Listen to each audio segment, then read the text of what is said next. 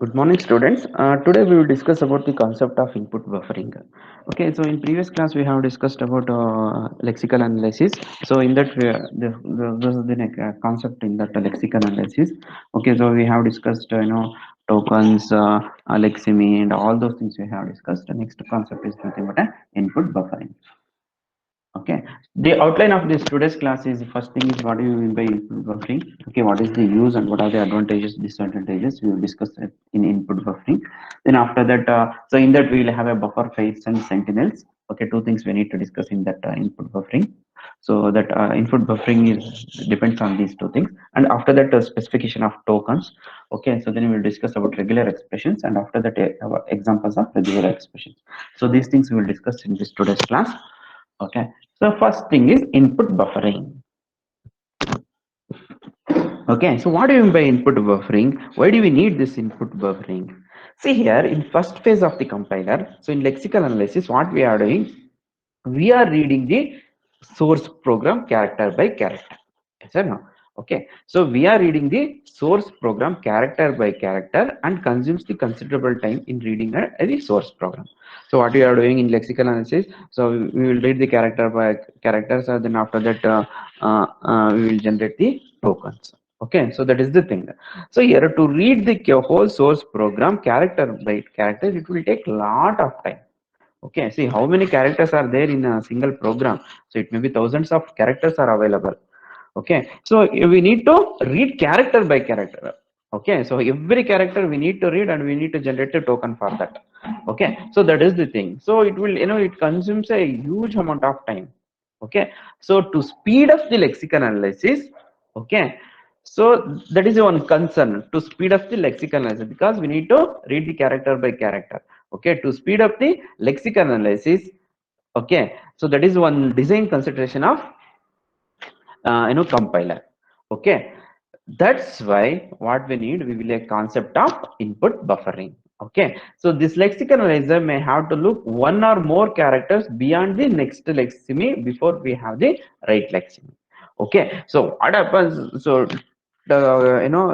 beyond so you need to read the next after completion of the current lexeme you need to go for the next lexeme. So for that what you need to, we need to read, if the n number of characters are ready, then easily we can make a lexeme and we will generate the tokens. So for that we will take a concept of input buffering. What we are doing is just instead of reading a character by character, so we will read a block of 1024 or a 4096 or more characters, read in memory. Okay, from the memory in use in read operation and store that one in the array to speed up the process.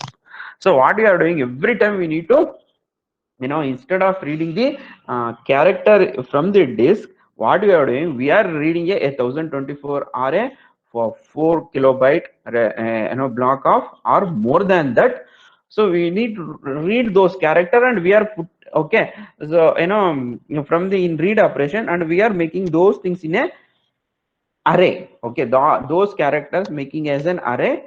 And okay, so in a primary memory we can store that one instead of secondary memory. Okay, you can store, and here to speed up the process. So what happens, every time you need to go and read from the disk, it will take time.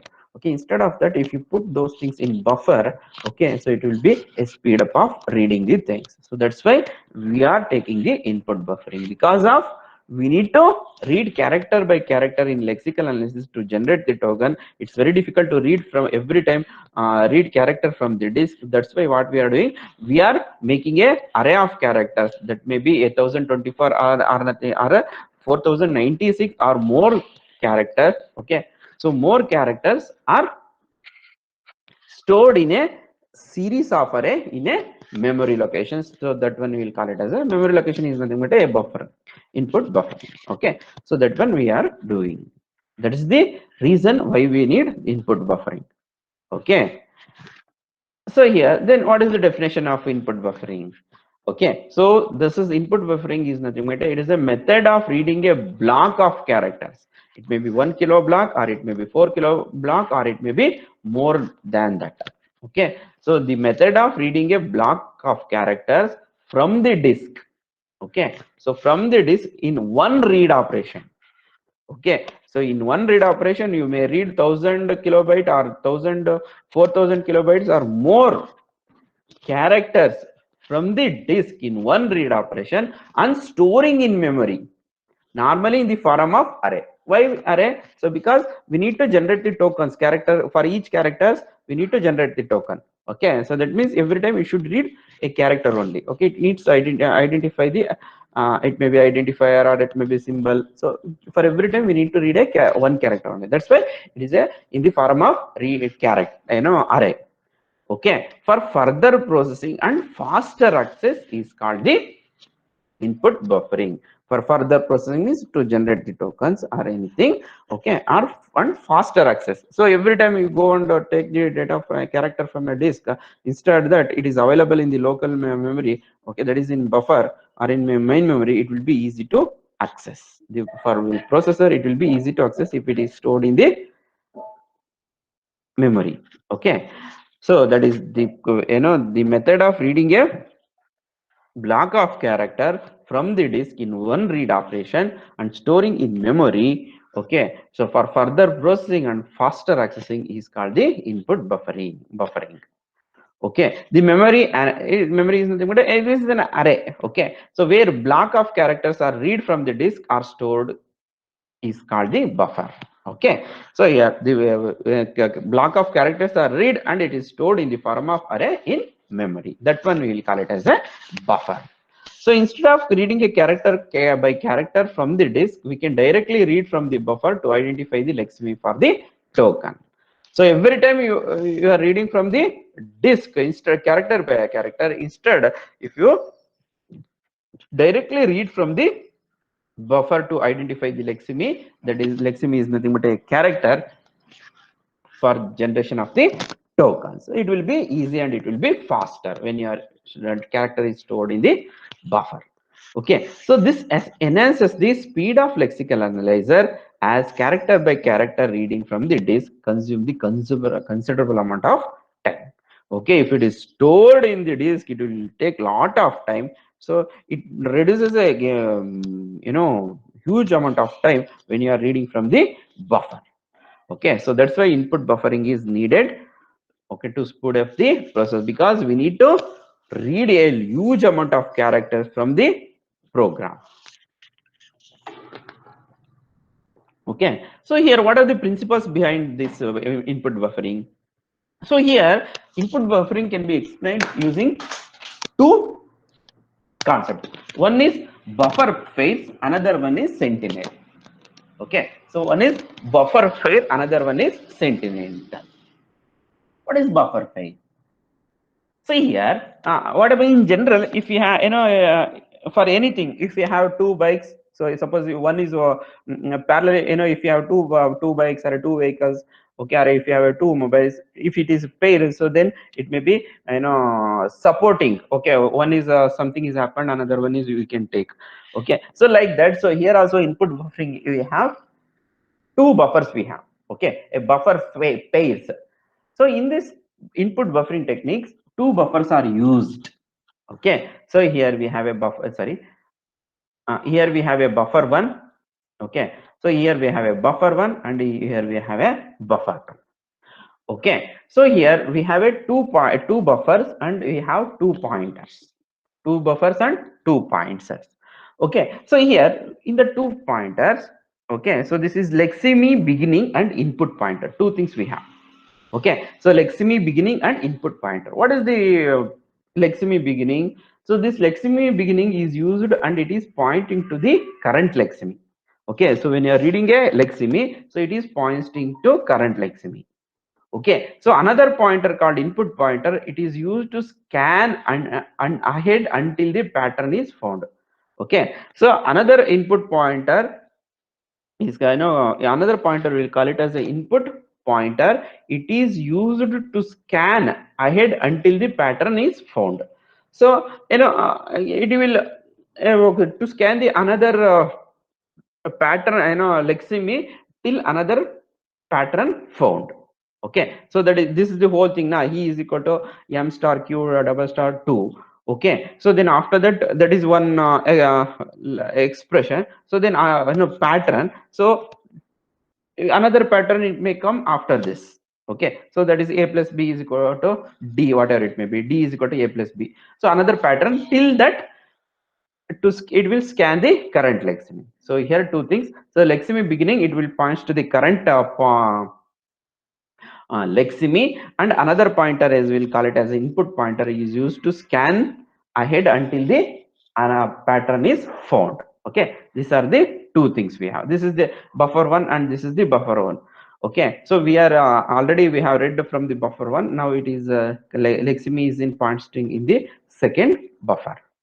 Okay, so these are the two buffer. How it will read? So here all the characters starting from the lexeme beginning till the input pointer is the current lexeme. Okay, so here till, so from the beginning, okay, all the characters starting from the lexeme beginning till the input pointer is the current lexeme. Okay, so here from the beginning till the beginning lexeme till the input pointer, that one will be the a current lexeme. Okay, so till that, the what is the length is there now, so that is nothing but a current lexeme between the beginning lexeme to the input pointer. Once the token is found, the pointer lexeme beginning points to the input pointer to identify the next lexeme. What happens once the token is found for the pointer beginning? Okay, so it is beginning pointers points to the in that buffer. So once the token is found, that input pointer to identify the lexeme. Once it finds the input pointers, it will identify the next lexeme. Okay, once it identifies current, it will next one next lexeme will be next lexeme will be pointing to the next, that input pointer will point to the next lexeme. Okay, so as the input pointer moves forward, okay, so when it identifies beginning, it will identifies, then the next pointer will move to next lexeme. So like that, once it identifies beginning, the next pointer will move to next one. Okay, so as the input pointer moves forward, okay, so when input pointers moves forward, if end of the buffer is encountered, okay, so this input pointers moves. Okay, so when if the if the end of buffer is encountered, that end of the buffer is encounter, what it will do, it will read one or more block whose size is n from the disk and load into the other buffer. So what happens once this input it will comes to end of this buffer? Okay, what happens? So then the next characters will be read and it will be stored in the buffer one. That's all. So then this pointer will comes to buffer one, then like that. So it will move on. The once that buffer one completes, it will read the characters and it will store in the buffer two. So like that, it will once it comes to end of the buffer, so it will read one or more blocks whose size is n from the disk and load into the buffer. Okay, so like that, this input to buffering, input pointer and beginning pointer will be working. Okay. Then what are the disadvantage of this input buffering? Or explain the concept of use of sentinels in recognizing the tokens.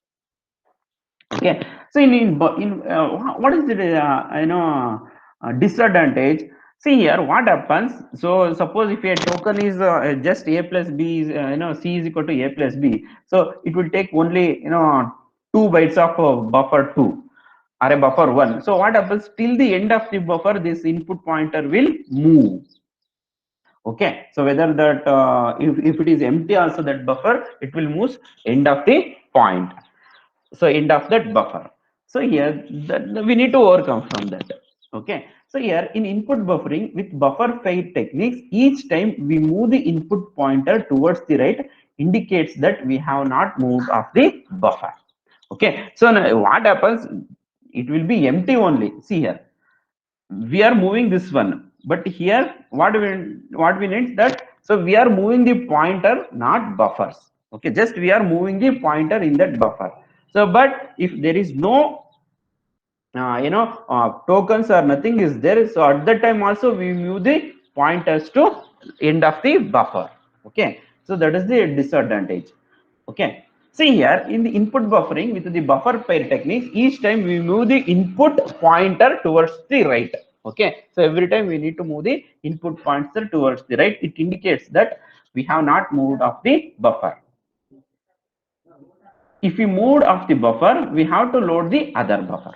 Okay, if you move the buffer, so we need to load the new buffer. Okay, once it comes end of the buffer, we need to load the new buffer. Okay, thus for each character read, we have to do two tests. For each characters, we in a character read, we have to do two tests. What is the two tests? The first test is to determine the end of the buffer. So so when you are moving the pointer, so whether we will check we move the end of the buffer. One. Second test is to determine the what character is read.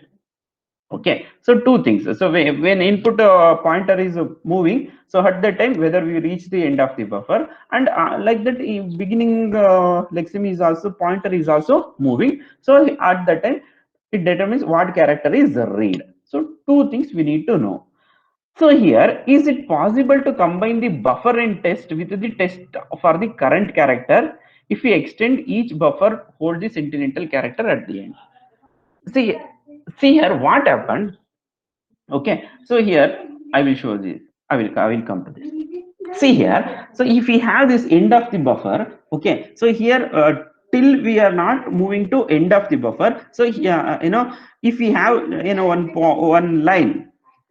Okay, so here we have a character EOF, end of the file. So when you put after each expression, if we have this end of the character, so then when input pointers to moves to here, so it will know I came to end of the character.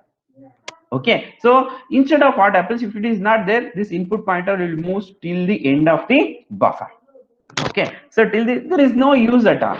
So here lexeme is also reading it. So every time it input buffer moves here, so then lexeme will come here and it will read the character. So but when it comes to here, so this lexeme is also comes to here, but there is no character are there. So but also we need to move till the end of the buffer. To overcome from that, we will use a concept of sentimental. See, sentimental is a special character that cannot be part of the source program. Okay, so we are using a sentimental. It is a special character which is not the part of the source program. So the natural choice is to use the character EOF. EOF is nothing but a end of file, which act as a sentimental as well as end of the input program. So when it comes end of the file, so it means it will be the end of the input program. Okay, the input buffering techniques with sentimental also uses two buffers with sentimental added at the end as shown below. So it means same concept, two pairs we are using. The thing is at the end of the program we will use this end EOF. Okay, so it indicates that when input pointer points to here, so it indicates that so this is the end of the source program. Then it won't go and read the next thing. Okay, so this is the concept of sentimental. So input buffer, that is buffer pairing and sentimentals. These are the two things of input buffering to speed up the character reading of characters. Okay, to process the reading of character, this input buffering is very important. And this is the program. Okay, for sentimental. So we are using switch if input pointer. Okay, so input pointer. See here, if the case is end of file. Okay, so if this input pointers to this end of file, so what we need to do? Okay, reload the second buffer. Okay, so if the case, if it is that is input pointer at the end of the first. Okay, if the pointer is at the end of the first buffer, so if the points to the first end of the first buffer, so it means you need to load the big that input pointers, reload the second buffer, and that input pointer points to the beginning of the second buffer.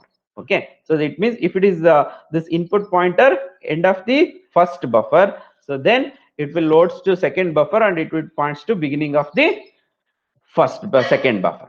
Okay, so then if the input pointer is end of the second buffer, if the pointer is end of the second buffer, So suppose if the input pointer end of the second buffer, okay, so then reload the first buffer and this pointer will point to the beginning of the first buffer.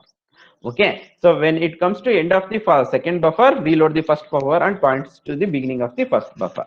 Okay, so if this pointer is points to the end of the second first buffer, reload the second buffer points to the beginning of the second buffer, like that.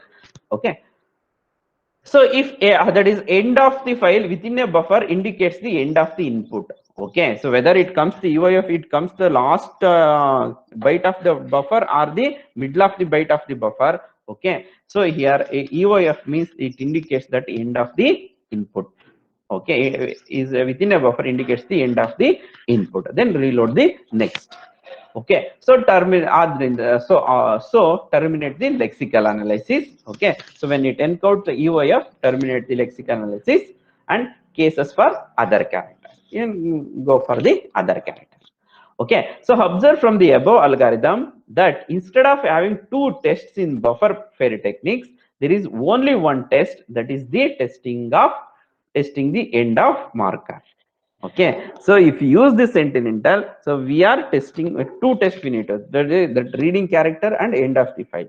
Okay, so if you are using this one, we are testing only end of the file. Reading automatically it will done from the beginning point. Okay, so this is the concept of buffer fair and Sentinel. Okay, so next concept is specification of tokens. We already know that tokens, Leximi token. Okay, so then after that we will get the tokens will be generated. Okay, so in that those things we have discussed in previous class. Okay, so for this specification of tokens, we will use this the regular expression or the notations for specifying the pattern. Okay, so here we have a Leximi. Each Leximi will have a pattern. Okay, so when you apply the lexic analysis, tokens will be generated. Okay, so these regular expressions are the notations for specifying the pattern. Okay, so we may have for each Leximi we may have a it belongs to a particular pattern. Okay, so even though they cannot express all possible patterns, thus, okay, so even though they are not, they cannot express all possible patterns, they are very effective in specifying those type of patterns that are necessary for tokens. Okay, so here we will have different symbols and patterns we have. So here that is one that is alphabet. So alphabet is what? It is a finite set of symbols. Okay, this set of alphabets is denoted by okay summation. Okay, some of the alphabets are letters, digits, or punctuations. Okay, so here example sigma 1 or 0 1, it is a set of binary alphabets. So 0 1 2, it is a set of ternary alphabets. Like that we will have an alphabet. So like that we will have a string.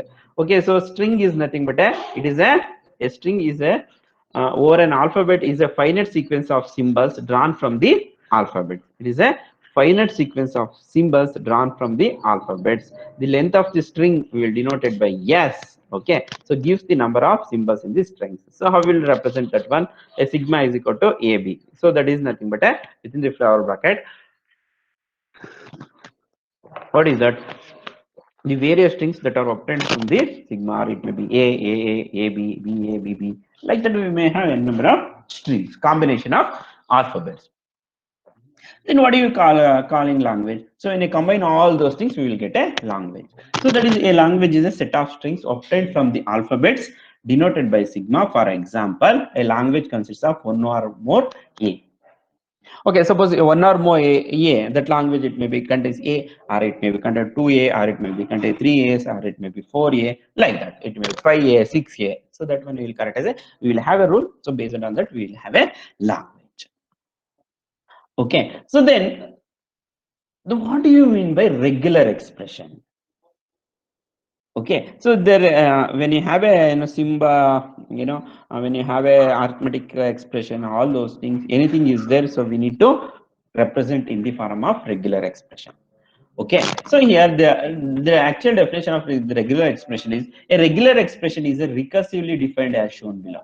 Okay, so it may be okay, theta is a regular expression denoting an empty language. Okay, so here it will be, and if it is theta means it will be an empty language, nothing is there. Okay, if it is epsilon is a regular expression, indicate that language containing an empty string. Okay, language exists but it contains empty string. If theta is there, no, language is empty. If epsilon, language is there but it contains empty string. Then suppose if a is a regular expression, it indicates the language containing only a. Okay, so here theta, language is empty. Epsilon, empty language containing empty string. Then a is that language contain a. So like that, if a regular R is a regular expression denoting the language LR and S is a regular expression denoting the language LS, then suppose if we have a R plus S is a regular expression, it is the language of R and union language of S. Okay, so like that it will be dot is there, it will be a corresponding product of language R, language yes. Suppose if you have R star is a regular expression corresponding a language to LR. Okay, LR star. So more than one occurrence. The expression obtained by applying any of these rules from 1 to 4, we will call it as a regular expression. Okay, so when you are using this is the definition. Okay, so in the example, if you define the regular language, so then you need to write this one. If it is theta, if an expression contains only theta, then language is empty. If it is a regular expression contains epsilon, that string language exists, string is empty. If it is a, language contain a. Suppose if language contain R plus S, it is a union of language R union language S. So if it is R dot S, it is the product of language R into language S. Okay, so if it is R star, then more than occurrence. Okay, that when it corresponds to regular language LR. So if you are using these rules, then we will call it as a regular expression. So these are an example of regular expressions. Okay, so suppose if you have a star, what are you meaning that? A string consisting of 0 or more A's. A string consists of any number of A's. It may be 0 or it may be n of A's. Suppose if it is A plus, okay, a string consisting of at least one A. So it means it A plus means one or more strings. Star means 0 or more strings. Okay, so like that, for each regular expression we will have a meaning. If it is A star means it may be 0, AA, triple A, 4A, 5A. So if it is A plus means A or AA, triple A, 4A, A5A, like that. Okay, so A plus B, that is nothing but a union, a string consisting of either one A or one B. Okay, so A plus B whole star, it means a string consisting of A's and B's of any length including null string. Star means it contains 0, null.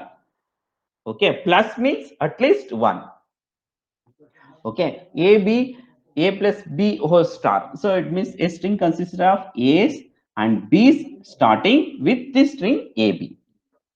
Okay, so with the string AB. So like that, A star, B star, C star.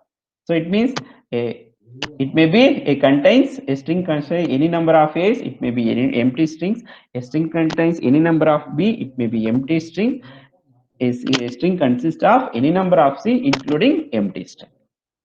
Okay, so then A plus B plus A whole plus and B whole plus and C whole plus. So it means at least one A, one B, or one C. So here the difference between it may be null also contains here if it is A whole star. Okay, so here A plus A whole plus B whole plus and C whole plus, it means it contains at least A, B, C. Okay, I mean after that it may be A, B, C, A, B, B, C, C, anything, any combination. Okay, so like that we will have A plus B star and A plus BB. That is also if it is star means null or any that much.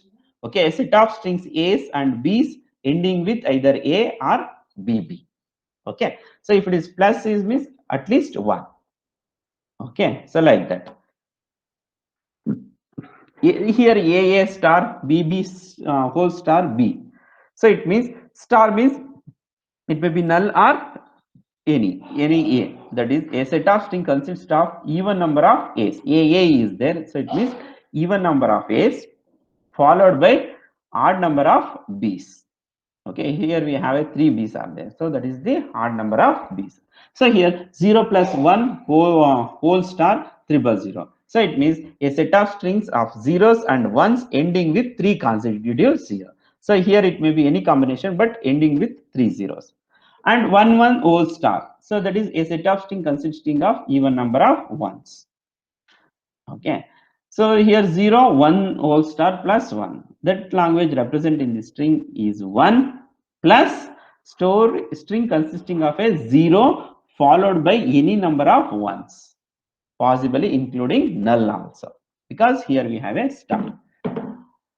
So here 0 1 whole star plus 1. This language consisting of a string 1, okay, or a string of 0 ones that repeats 0 or more times. Okay, so it consists, if plus 1 means it consists 1, so it may be any number of zeros and ones, or it may be present or not also. So like that, here we have, for everything it will be a combination of zeros and star. Star means it may contain 0 or n number of that. Plus means at least it may contain 1. Null is not included if it is used plus. That's all.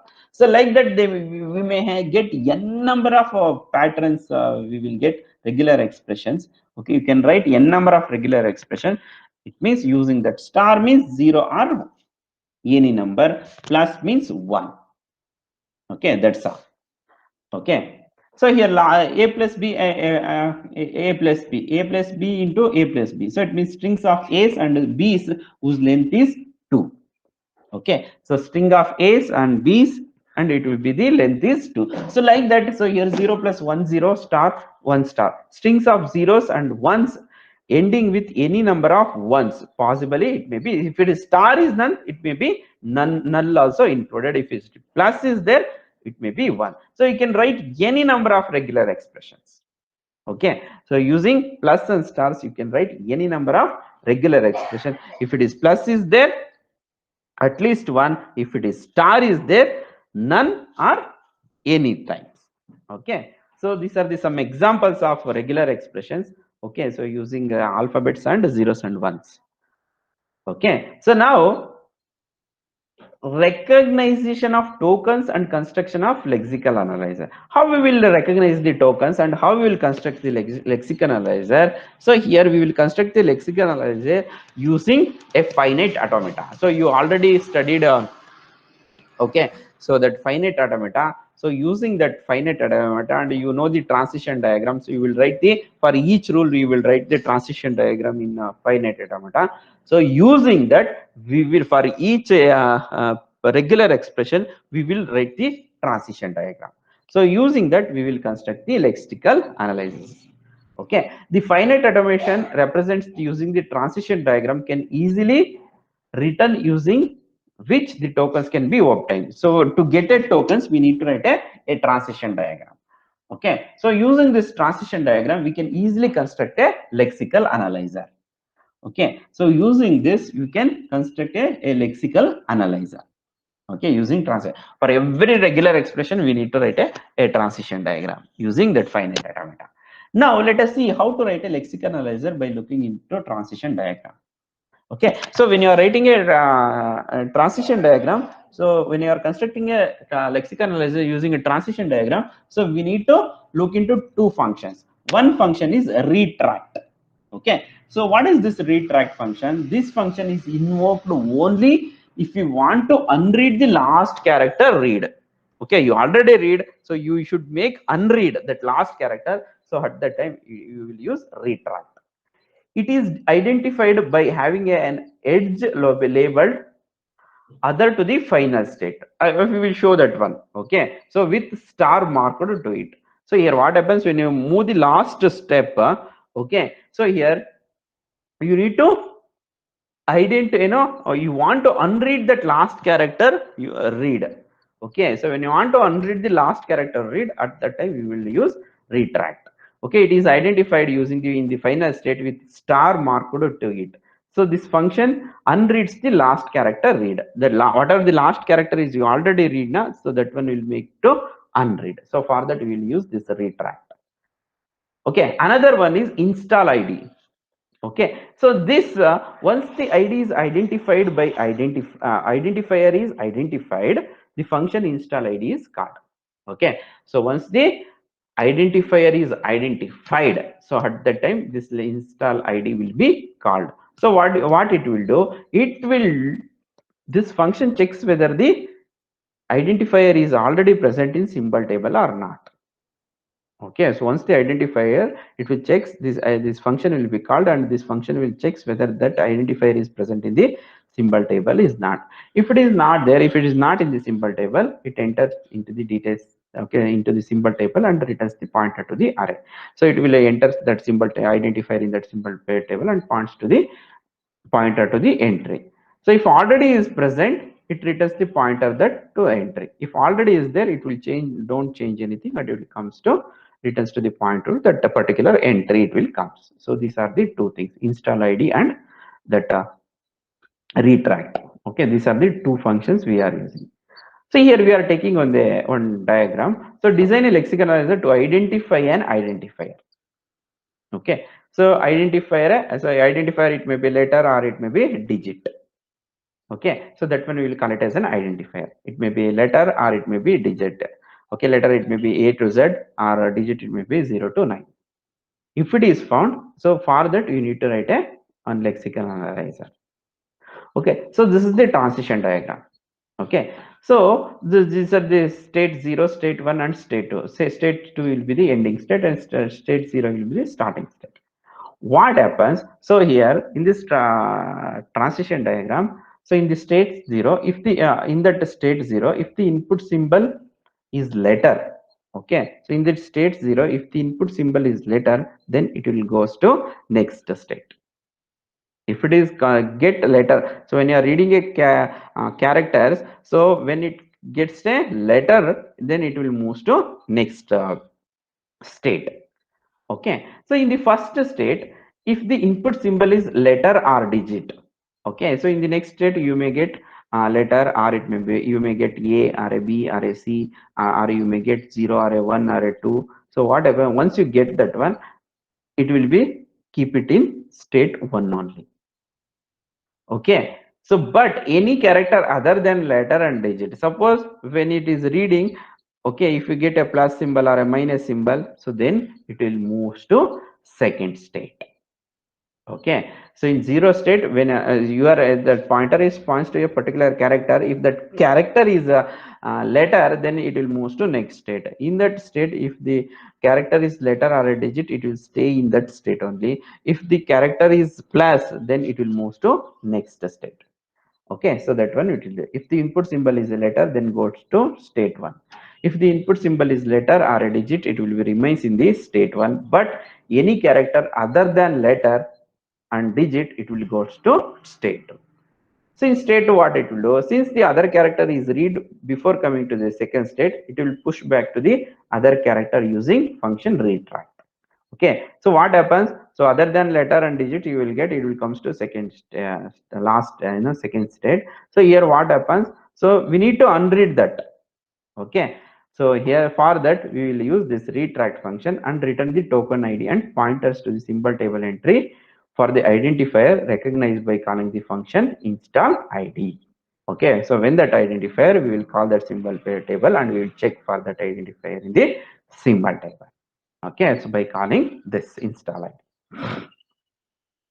Okay, so how will write the program for this?